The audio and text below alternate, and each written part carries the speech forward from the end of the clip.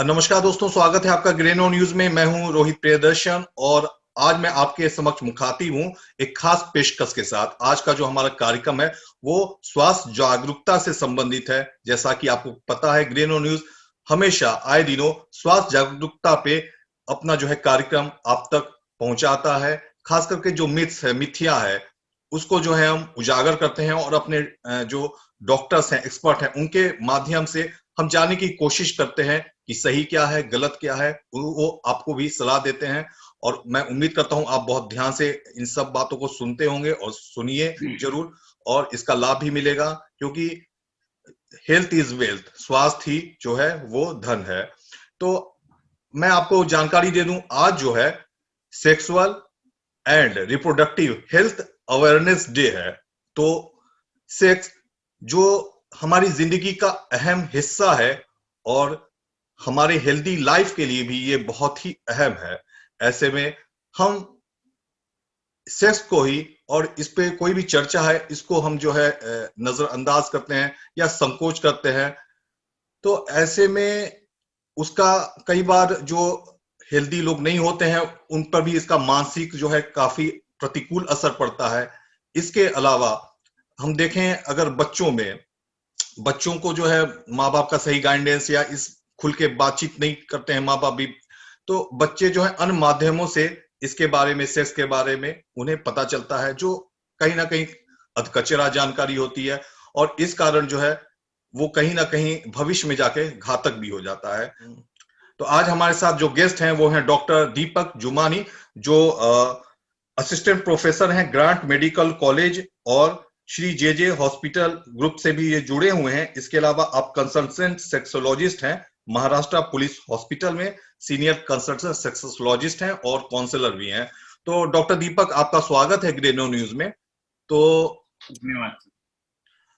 तो डॉक्टर साहब, डॉक्टर दीपक, पहला अहम जो मेरा पॉइंट है, जो मुद्दा है, हम सेक्स के बारे में बात करने से क्यों कतराते हैं।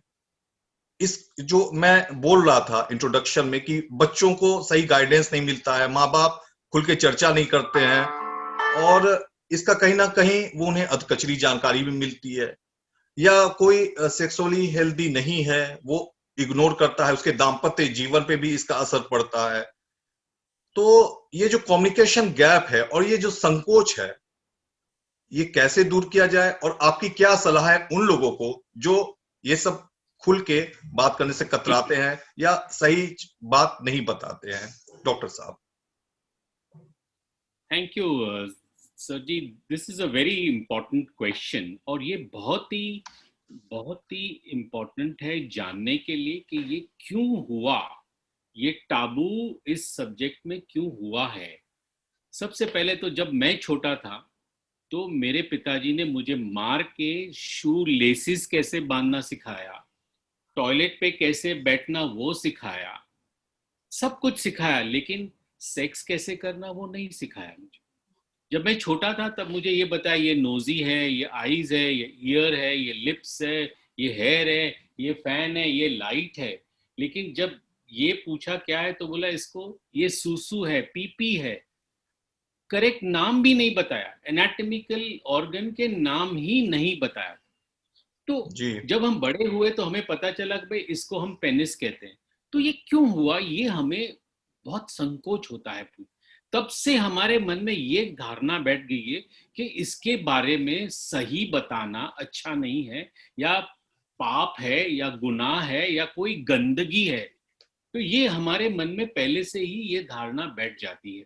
जब हम टीवी देखते थे तो कोई ऐसा कोई सीन आता था तो हमारे माँ बाप टीवी को बंद कर देते थे, या हमें बोलते थे, हम जब भी कुछ उनको कुछ ऐसे सवाल जो लैंगिक संबंध के हिसाब से होता था तो वो हमें बोलते चुप बैठो, तुम्हें ये सब जानने की जरूरत नहीं है।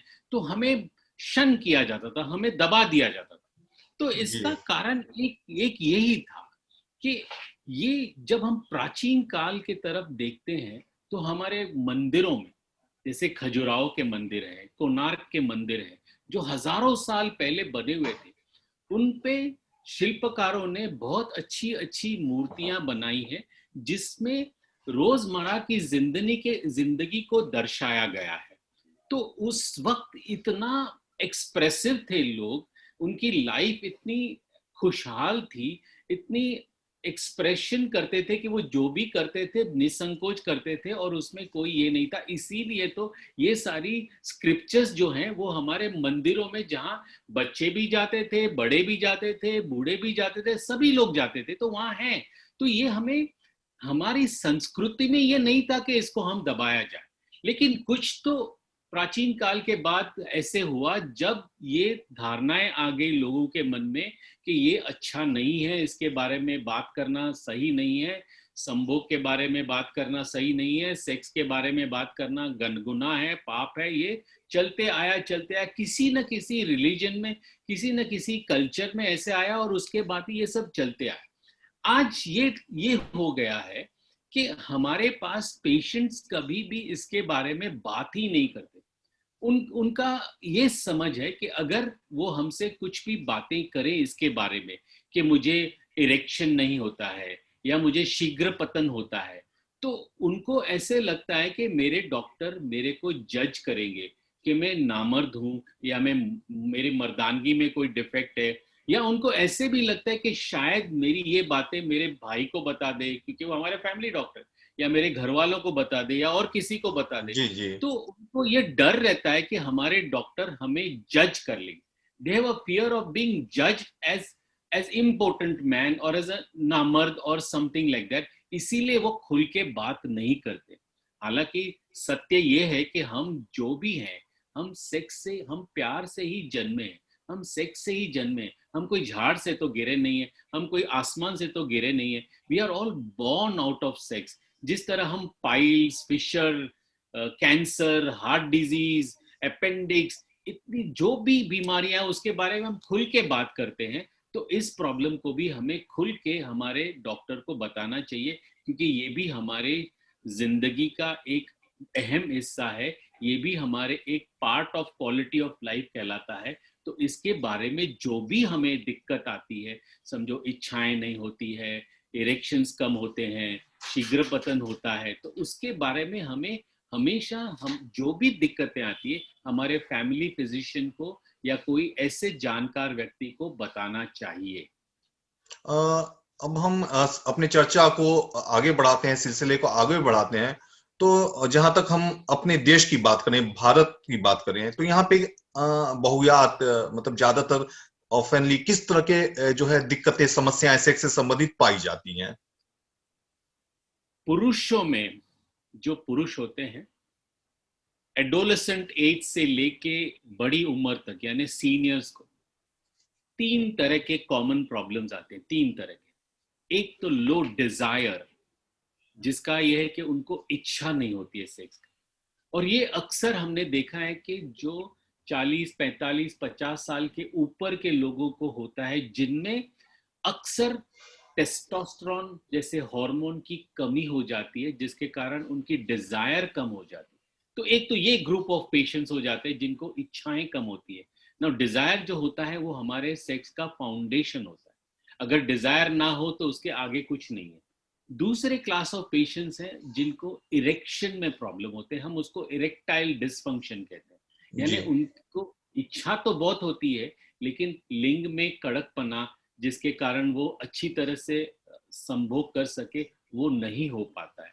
और ऐसे ग्रुप ऑफ पेशेंट्स जो हैं, ये अक्सर 35 से लेके 50-60 उम्र तक, जिनको मेटाबॉलिक सिंड्रोम होता है, जिनको डायबिटीज हो गया हो, ब्लड प्रेशर बढ़ गई हो, चर्बी की मात्रा बढ़ गई हो, या जो क्रॉनिक स्मोकर्स हो, चरस, गांजा, अफीम, ये सारे नशे की चीजें जो इस्तेमाल ज्यादा करते हैं, ज्यादा शराब जो पीते हैं, या जिनको बहुत मानसिक, फिजिकल और मेंटल स्ट्रेस बहुत बढ़ गया हो, या कोई ऐसी दवाइयां जो लेते हैं, या जी। जिनको न्यूरोलॉजिकल प्रॉब्लम हो, या जो कमर का प्रॉब्लम हो, या जो नर्व से रिलेटेड प्रॉब्लम्स हो, उनको ये दूसरी तकलीफ। और तीसरी तकलीफ जो कि बहुत ही कॉमन है आज की तारीख में, वो है शीघ्र पतन। उसको हम कहते हैं प्री मैच्योर इजैकुलेशन। यानी जब वो, उनको इच्छा भी होती है, उनका लिंग भी कड़क होता है, जब वो पेनिट्रेट करना चाहते हैं तो आइदर पेनिट्रेट होने से पहले ही उनका वीर्य निकल जाता है, या जी। टालते निकल जाता है, या डालने के तुरंत 1 से 1 मिनट के अंदर ही उनका वीर्य निकल जाता है, और वो उनको काफी असंतुष्टि महसूस होती है, और उनके पार्टनर को भी असंतुष्ट होते हैं, और इनके लिए उनके अंदर उनका सेल्फ एस्टीम जो है, स्वाभिमान भी कम हो जाता है, और उनको काफी ऐसे लगता है कि मैं मर्द ही नहीं हूं, उनके मैनहुड को एक किसी ने धक्का मार दिया हो ऐसा लगता है। तो ये मर्दों में हम ये 3 तरह के प्रॉब्लम्स, सेक्सुअल प्रॉब्लम्स हम देखते हैं। और विमेन, लेडीज के अंदर अक्सर हमने 2 या 3 चीजें ज्यादा देखी है। एक तो उनको इच्छा नहीं होती, लो डिजायर, जिसको हम इंग्लिश में कहते हैं hypo active sexual desire disorder. जी। दूसरा होता है पेनफुल डिसऑर्डर, जैसे वजिनिस्मस है, वेस्टिबुलोडाइनिया है, जिसमें वो जब हम बिस्तरी करते हैं या संभोग करते हैं तो उनको दर्द महसूस होता है। पेल्विक इन्फ्लेमेटरी डिजीजेस, जिसके कारण उनको दर्द बहुत होता है। और तीसरा होता है उनको ऑर्गेज्म नहीं होता, यानी जो सुकून मिलना चाहिए, जो संतोष मिलना चाहिए, संतृप्ति मिलनी चाहिए, वो उनको नहीं मिलता है। तो ये 3 तरह के हम प्रॉब्लम्स मेल में और फीमेल में अक्सर देखते हैं हमारे हिंदुस्तान के अंदर। जी, तो इसी को संबंधित ये है कि अब आपने जैसे कहा कि कहीं ना कहीं जो है असंतुष्टि होती है, फिर आदमी क्या करता है, दूर होने लगता है, छुपाने लगता है चीज को, इग्नोर भी कई लोग करते हैं, ज्यादातर इग्नोर करने लगते हैं। तो इसका क्या प्रभाव पड़ता है अगर हम इसको इग्नोर करें तो? देखिए, अगर एक पुरुष को एक बार भी शीघ्र पतन हो गया, मेरे ख्याल से शीघ्र पतन एक बीमारी नहीं है, वो हर एक को होती है, इंसान को कभी ना कभी, हर पुरुष को होती है। वो इतना कॉमन है कि कॉमन कोल्ड से भी ज्यादा कॉमन ये प्रॉब्लम पुरुषों में होती है। अब जब उसे ऐसे होता है तो उसे ये लगता है कि उसको फिर भी नेक्स्ट टाइम करेगा, फिर भी ऐसे होगा, उसका पार्टनर उसके बारे में क्या सोचेगा। तो ऐसा अगर सोचता है और वो सेक्स करना अवॉइड करता है, और अवॉइड करने से उसके अंदर एक अवॉइडेंट बिहेवियर हो जाता है, और वो बहाने देने लगता है, एक्सक्यूजेस देने लगता है, आज मैं थक गया हूँ, आज मुझे ये काम है, आज मुझे वो काम है। तो ये इस तरीके से वो अवॉइड करता है सेक्स करने को। हालांकि प्रॉब्लम ये है कि उसके अंदर डिफेक्ट है, या उसके पार्टनर के अंदर तो कोई डिफेक्ट नहीं है, तो वो उसके पार्टनर को अवॉइड करने की कोशिश करता है, और उसकी पार्टनर को डिवॉइड करता है सेक्स लाइफ से, जो उसका राइट होता है, जो उसकी जो जो वो खुशी वो डिजर्व करती है। तो इस कारण इनफिडिलिटी और एक्स्ट्रा मैरिटल अफेयर्स बढ़ जाते हैं।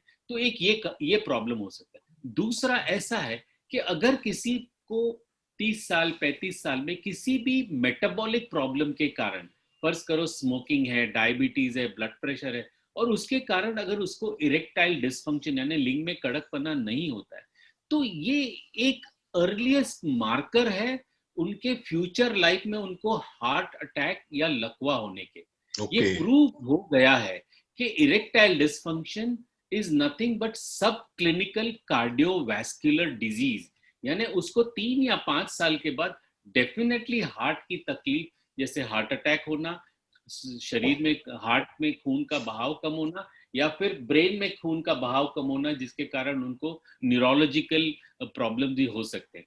तीसरा ये देखा गया है कि जो पेशेंट्स को इरेक्टाइल डिसफंक्शन है, ये बहुत अच्छी स्टडी है, इनको आगे चल के इनको डिमेंशिया भी हो सकता है, सेल्फ एस्टीम कम हो सकता है, उनका कॉन्फिडेंस लेवल कम हो सकता है, आयु भी कम हो सकती है। तो ये सारे प्रॉब्लम्स होते हैं जिन जो अवॉइड करते हैं सेक्सुअल प्रॉब्लम्स को डिस्कस करने से, या ट्रीटमेंट लेने से, या अपने आप को जांच करवाने से, जो भी होता है। तो ये उनके लिए बहुत ही डिफिकल्ट स्टेज है, और बहुत ही इंपॉर्टेंट है कि वो सबको अपने बारे में बताएं, अपने कंडीशन के बारे में अपने फैमिली फिजिशियन को बताएं, जिससे उनकी critical elements like heart attack और स्ट्रोक में वो बच सकते हैं। तो जितना जल्दी वो बताएं, या फिर एक और होता है कि हम डॉक्टरों की भी ये ड्यूटी है कि जी। हम उनसे पूछें कि उनके फैमिली हिस्ट्री को हम देखते हैं कि उनके माँ बाप को अगर डायबिटीज है तो बच्चों में होनी होनी है।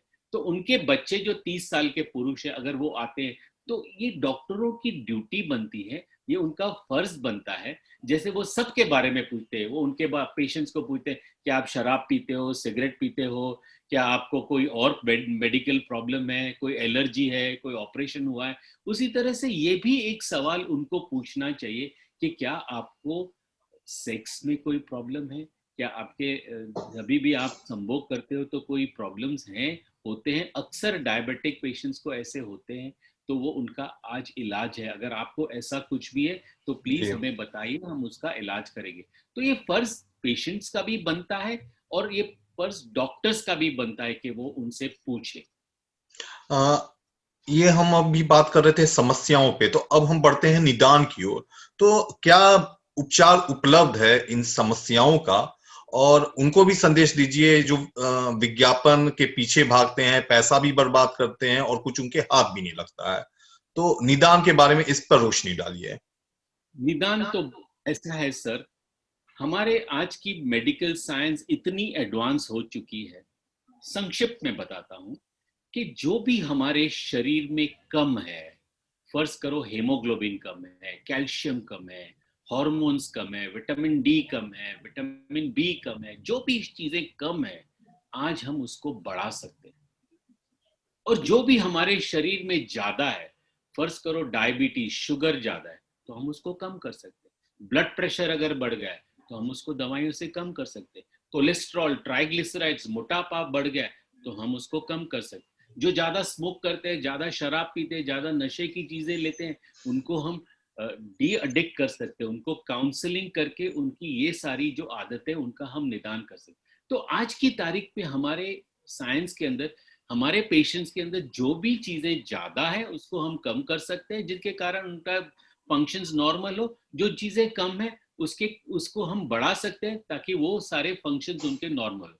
अब फर्ज करो निदान में तो ऐसा है, पेशेंट्स जो पुरुष हैं जिनको इरेक्टाइल डिसफंक्शन, जो कि कॉमन प्रॉब्लम्स होते हैं, सभी लोग यही कहते हैं कि डॉक्टर साहब हमारे अंदर ताकत नहीं है, करंट नहीं आता है, लिंग में कोई जान ही नहीं है, सूख गया है, छोटा हो गया है, पतला हो गया है।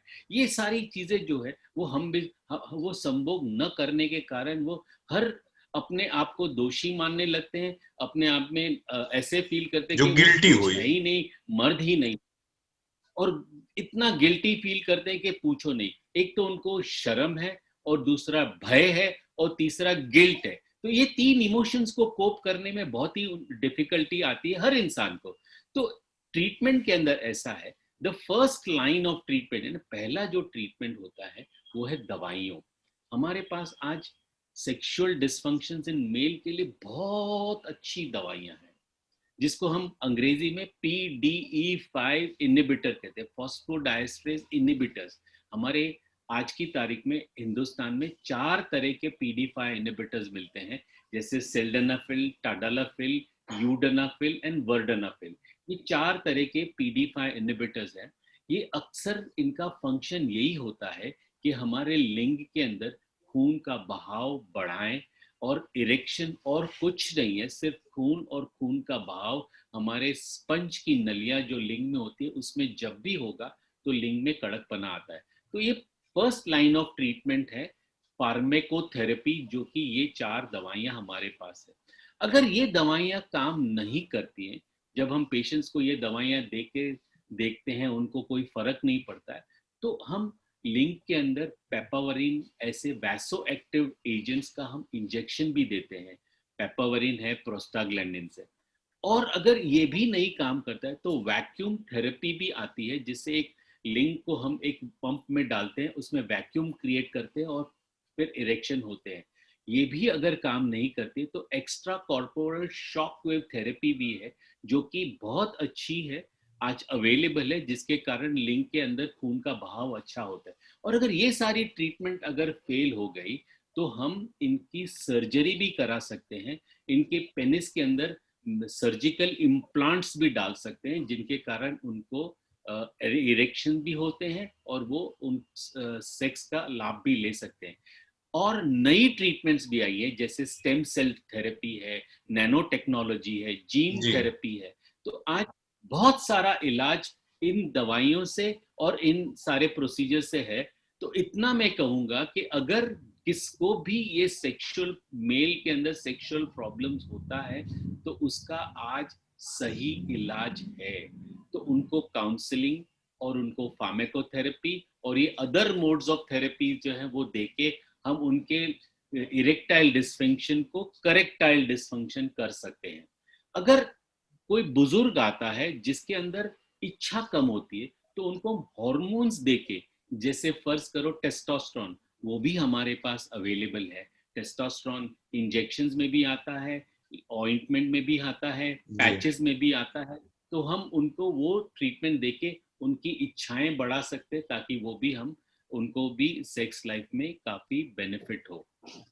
और डॉक्टर दीपक जुमानी, मैं एक चीज और है इसमें, डाइट और लाइफस्टाइल, इसका भी हमारे स्वास्थ्य पे बहुत मतलब कि अहम किरदार होता है। तो क्या डाइट बदला जाए, या डाइट कंट्रोल से, या लाइफ स्टाइल के चेंजेस से, क्या उसका भी इससे कोई संबंध है? बहुत इंपॉर्टेंट संबंध है इनका।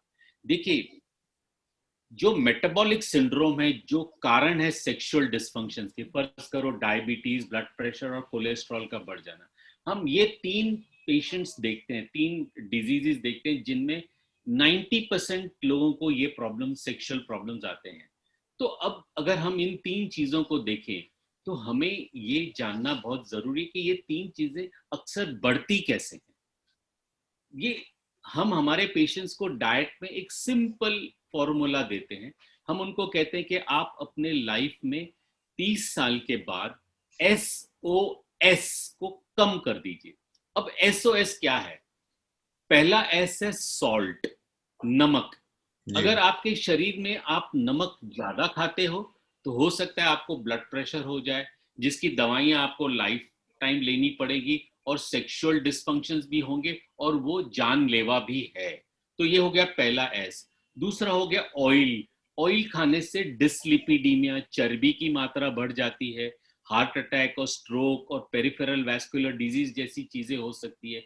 इसकी मेडिसिन आपको लाइफ टाइम लेनी पड़ेगी, और सेक्सुअल डिस्फंक्शन भी इससे होते हैं, और ये घातक भी हो सकता है, लाइफ लाइफ भी ले सकते हैं आप।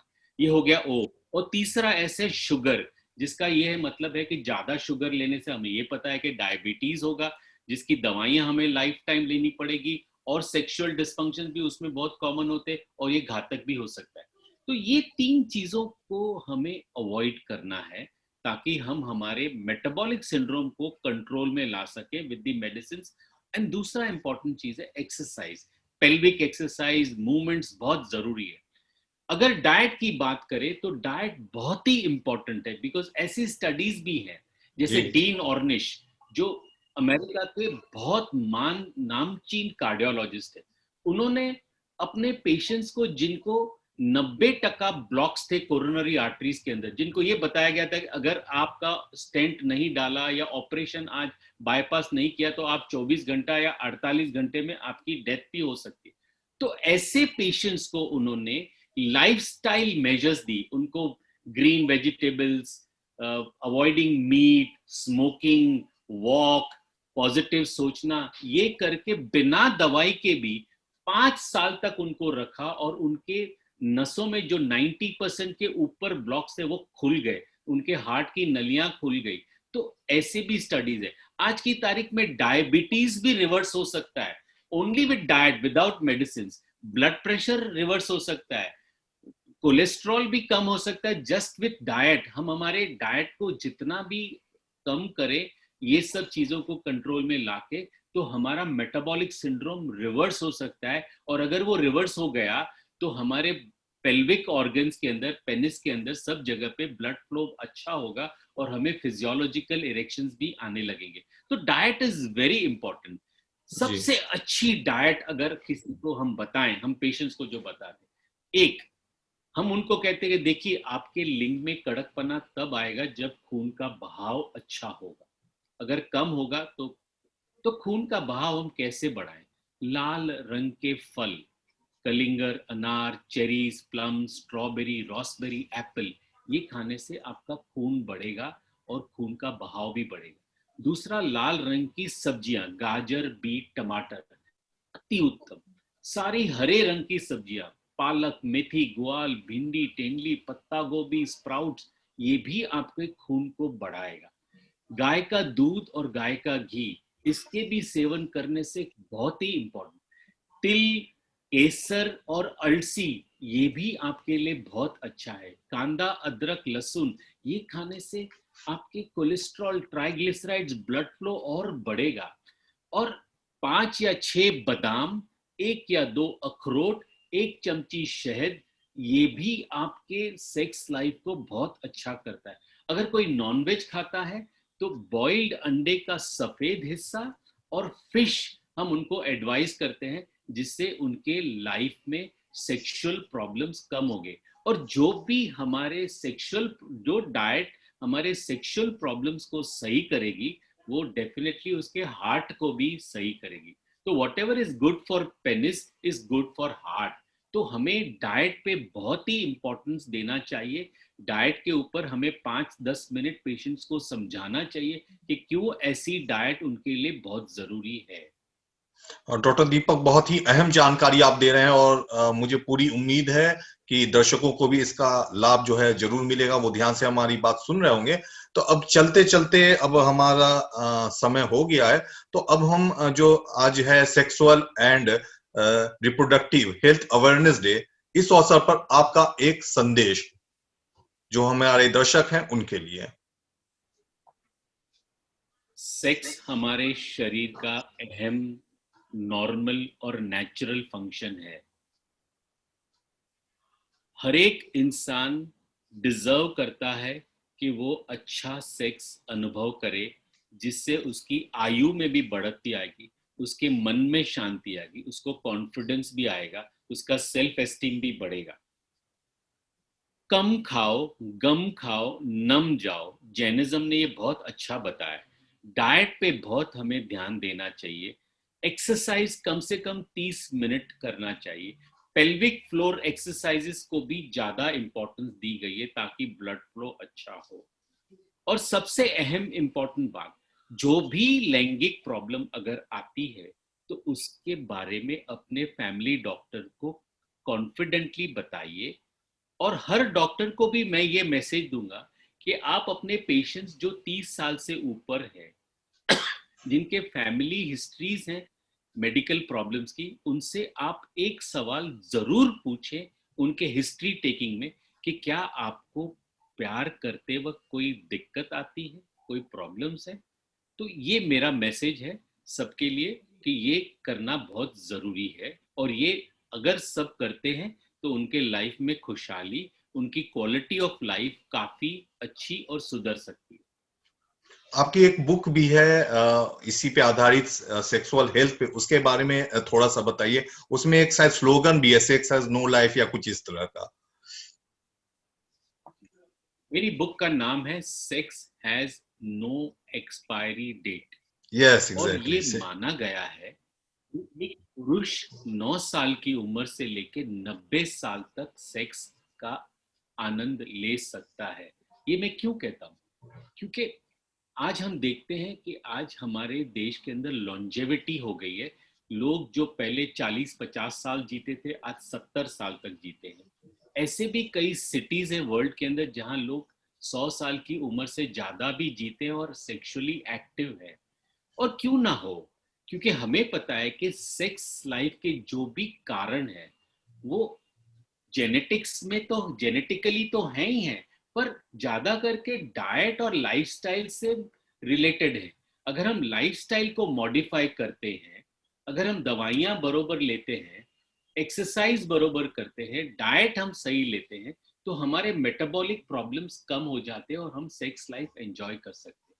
तो इसी बेसिस पे काफी रिसर्च भी हुई है। क्लीवलैंड क्लिनिक ने क्लियरली बताया कि nutritional intervention can not only halt the sexual problems but even reverse the sexual problems. So diet and lifestyle modification are the key, and इसी को अगर कोई भी फॉलो करता है तो उसके अंदर सेक्सुअल प्रॉब्लम्स होंगे ही नहीं। और जैसे सेक्सुअल प्रॉब्लम्स नहीं होंगे तो सेक्स को कहाँ एक्सपायरी डेट है? जब तक वो जिएगा तब तक वो सेक्स कर सकता है। That ji, is why I say sex has no expiry. तो दर्शकों मित्रों, sex has no expiry date, ये कहना है डॉक्टर दीपक जुमानी का। तो आप इस वीडियो को जो है ध्यान से देख रहे होंगे, और अगर नहीं देखा है तो एक बार फिर से देखें। जो डॉक्टर साहब ने सलाह दी है, जो बातें बताई हैं, उससे आप जो है फॉलो करें, तो निश्चित रूप से sex has no expiry date जो कहना है डॉक्टर दीपक जुमानी का वो सच साबित होगा। तो फिलहाल इस कार्यक्रम में इतना ही, और हम समय समय पे हेल्थ अवेयरनेस से संबंधित और खास करके डॉक्टर दीपक जुमानी भी हमारे साथ जुड़ते रहेंगे। हम आपको अहम जानकारी पहुंचाते रहेंगे। अगर आपका कोई सवाल है तो आप इस वीडियो के कमेंट बॉक्स में जाके अपना सवाल दे सकते हैं, और डॉक्टर साहब का नंबर भी इसमें फ्लैश हो रहा है, आप उस पर भी कांटेक्ट कर सकते हैं। तो फिलहाल इस कार्यक्रम इतना ही, मुझे दीजिए इजाजत, नमस्कार।